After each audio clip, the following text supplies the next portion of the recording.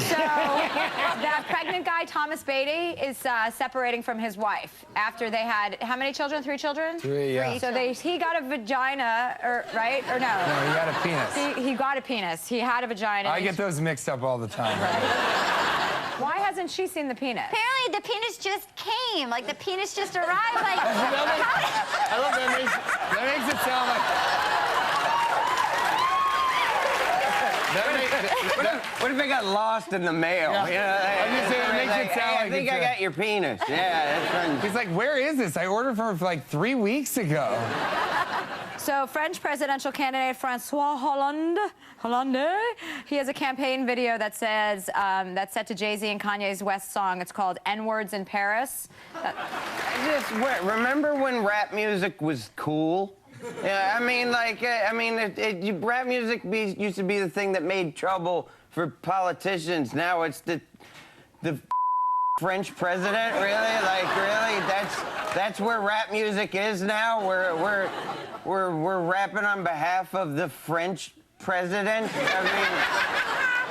I mean, it used to be cool. Like, Tupac wouldn't rap for France. I mean, what are you doing? Chewy, do you know where France is? Of course. Where? Europe, next to Spain. Oh.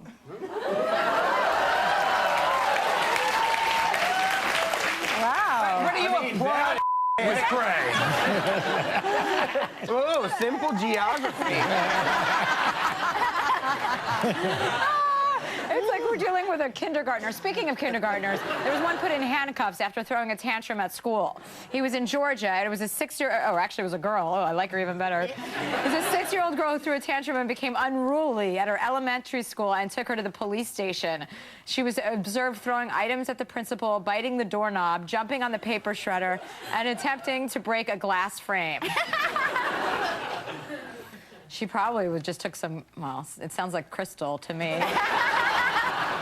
You know, I wasn't supporting getting the cops until I saw the biting the doorknob. Like, yeah, like, you can be as crazy as you want to be, throwing stuff around, kicking stuff. As soon as you start biting a doorknob...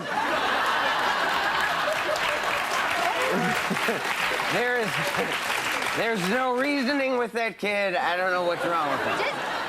I feel apparently they tried calling the mom and she was unreachable. It's like, yeah, best case scenario, she's knee-deep in Chardonnay. Like, worst case scenario, she has just changed her name and she's trying to move to Mexico every day. Yeah, I'm not answering the phone if I'm that kid's mom either, because I know exactly what it is. It's the school. They can deal with that.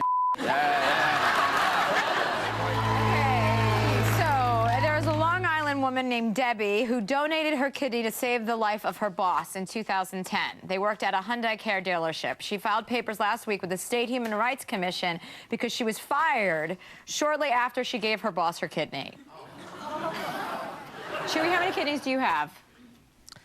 I know I have one more kidney than that bitch. Yeah, if your boss needed a kidney, I mean, would you get... Like, if my best friend needed a kidney, I'd still be like, I'll get back to you. You know, like, I mean, but your boss would be like, let's see, that means my boss will die.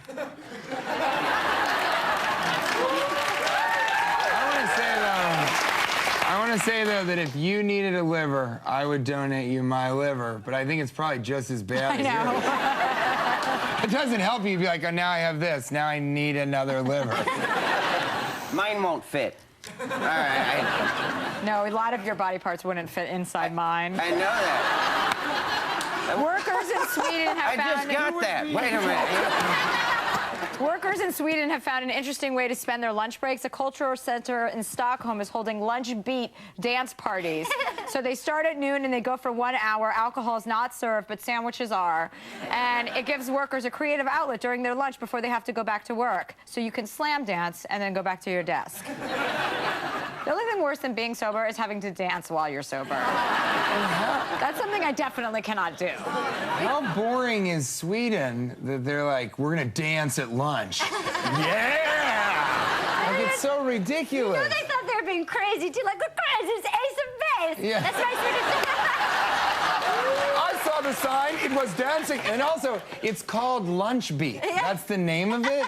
And they say they have rules. They're like, the first rule is lunch beat is you have to dance. Have to dance. The second rule of lunch beat is you can't talk about lunch beat. The third rule is the second rule, because lunch beat sucks. Just don't talk about it. Do you really want to like get grinded by the guy from accounting? And then like go back to your cubicle just sweaty and covered in glitter and glow sticks? It's one of those things that sounds cool, like before you go do it, and then you're there and you're like, this is so lame. You know, like I mean, like they have lunch specials at strip clubs. Like it sounds cool at first, and then soup and just don't go together. I don't know. It's strange that they can have an entire country of dancers when there's no black people in that country. And that would be funny too if you're trading lunch. You know, like, what'd you bring for lunch? I brought a peanut butter and jelly. Oh, I brought a glow stick. Yeah.